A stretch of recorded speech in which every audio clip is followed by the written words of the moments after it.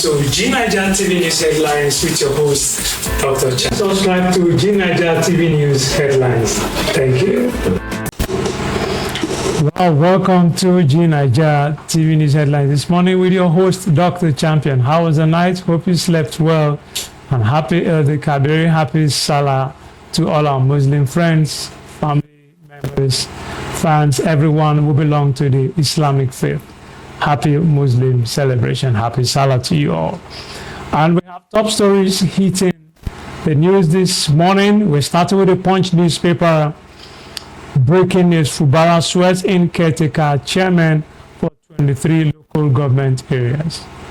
Governor Siminalayi Fubara of River State on Wednesday swore in new caretaker chairman for the 23 local government areas of the state.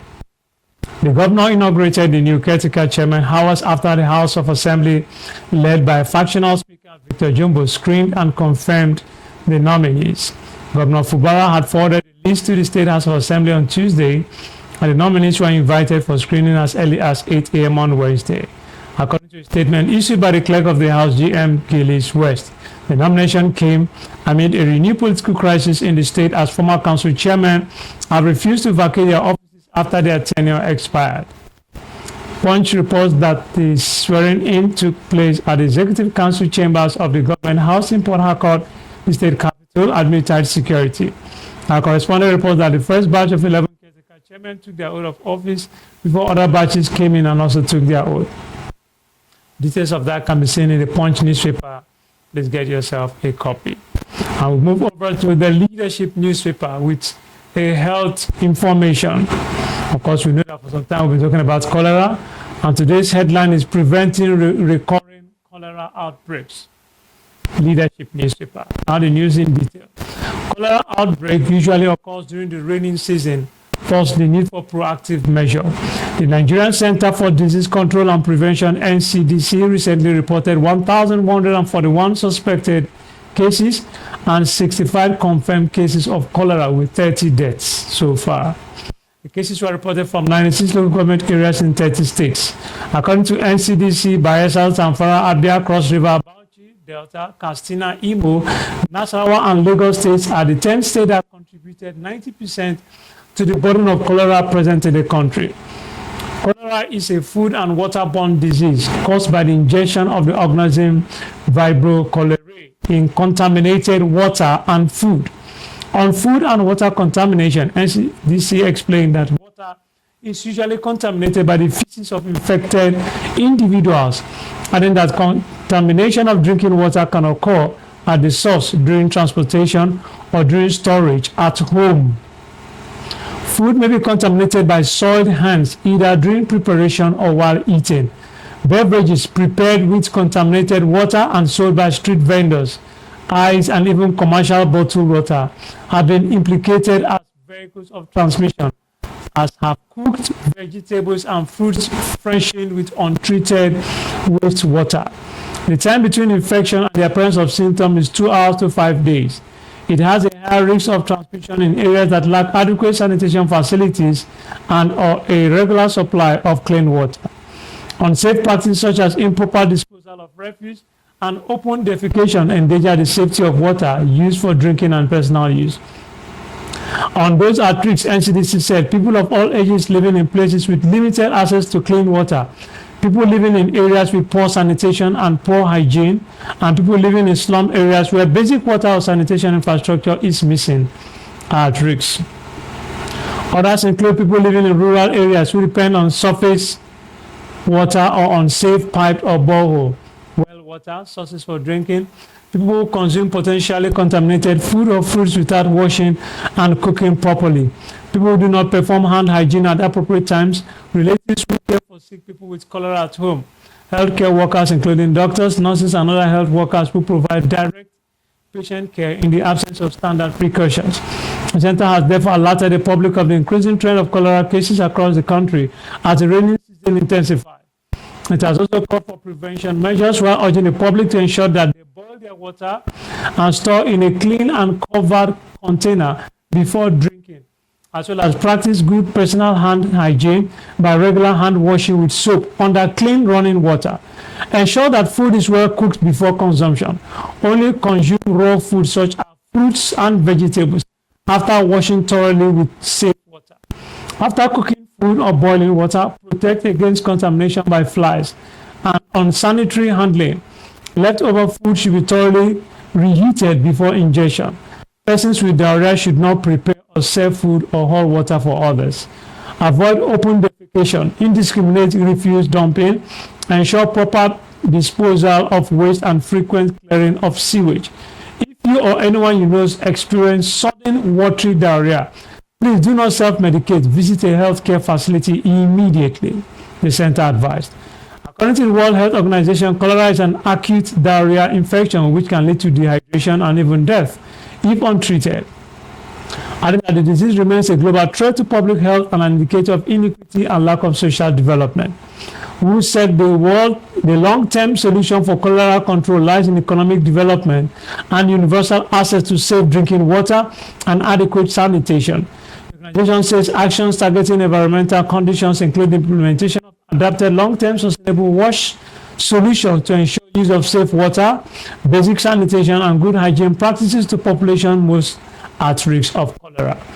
In addition to cholera, WHO said such interventions prevent a wide range of other waterborne diseases, as well as contributing to achieving goals related to poverty, malnutrition, and education. Symptoms of cholera: sudden acute watery diarrhea in children and adults with or without vomiting. Other symptoms include nausea and weakness. Cholera is highly contagious and in severe cases can lead to death within hours. Cholera is an easily treated disease. According to World Health Organization, the majority of people can be treated successfully through prompt administration of oral rehydration solution, ORS. The World Health Organization and UNICEF ORS standard sachet is dissolved in 1 liter of clean water. Adult patients may require up to 6 liters of ORS to treat moderate dehydration on the first day. Severely dehydrated patients are at risk of shock and require the rapid administration of intravenous fluids. These patients are also given appropriate antibiotics to diminish the duration of diarrhea, reduce the volume of rehydration fluids needed, and shorten the amount and duration of vibrio cholerae excretion in their stool. Prevention of cholera and control of cholera. The World Organization says a multifaceted approach is key to control cholera. A combination of surveillance, water, sanitation, hygiene, social mobilization treatment, and oral cholera vaccines are used. In place of that, can be seen from the leadership newspaper. Please get yourself a copy. And away from there, we move over to the Vanguard newspaper with the interesting headline. Photos as Tinubu arrives South Africa for Ramaphosa's inauguration.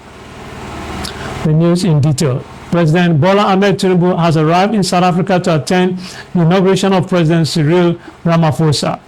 Tinubu arrived at Waterkloof Air Force Base on the outskirts of Pretoria, South Africa's administrative capital, on Tuesday evening. The South African presidency, which made a revelation on its official X handle, said that South Africa and Nigeria share a common vision on issues of political and economic integration in Africa. The statement South African presidency reads, South Africa regards Nigeria as a strategic partner in the context of bilateral relations, the West African region, and the continent in the pursuit of the African Agenda, South-South cooperation, and in the promotion of a rules-based international system. Our two countries share a common vision on issues of political and economic integration in Africa. Recall, Tinubu and Ramaphosa last met in New York at the 78th United Nations General Assembly in September 2023. The Nigerian president asked Ramaphosa to deepen economic relations between the two countries. Details of that can be seen from the Vanguard newspaper. Please get yourself a copy. I will move over to the Daily Trust with the headline. We must increase APC states in South-South region. Governor Otu. Now the news in detail. Governor Otu has advocated for an increase in the states that APC will control, especially in the South-South region. This can be seen in the Daily Trust. And last but not least for today, we can be looking at something from Sahara Reporters.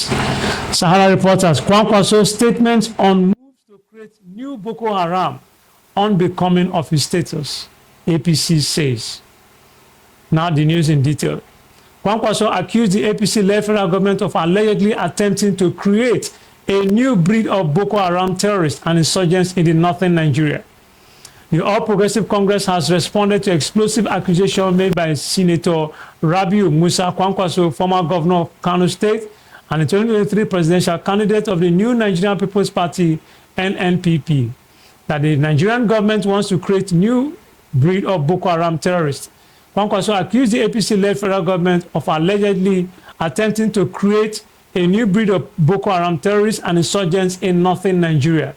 A statement signed on Tuesday by the National Publicity Secretary by the All Progressive Congress APC, Felix Mokwa ESQ, said it is grossly insensitive, unwarranted, and unacceptable for Kwankwaso to make such a serious allegation in a cavalier manner against the ruling APC party. The statement read, without any shred of evidence, he further alleged that certain individuals in APC fold were guarding the federal government with the goal of reclaiming Kano State through a declaration of a state of emergency.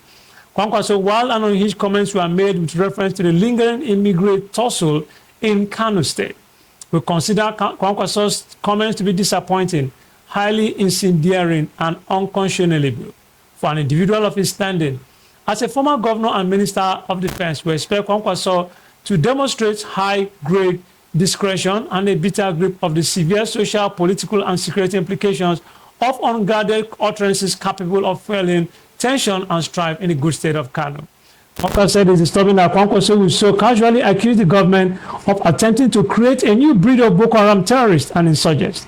The same Boko Haram that has inflicted unspeakable and despicable acts of terror that destroyed the lives of innocent citizens and our heroic men and women in uniform.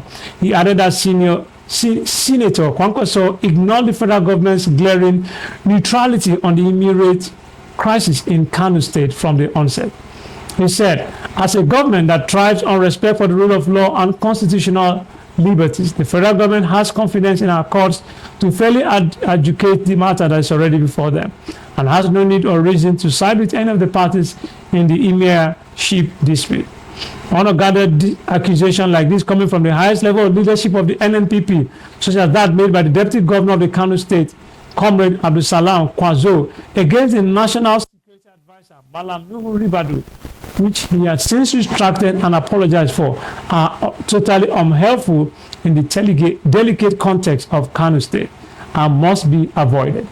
The leader of our party, President Bola Ahmed Tinubu, is a pan-African bridge builder for peace, security, and unity in our land, and will not, cannot, must not be directly or remotely tainted with justifiable allegations of violent crisis in any part of our dear country for which he is the president and commander-in-chief of the armed forces.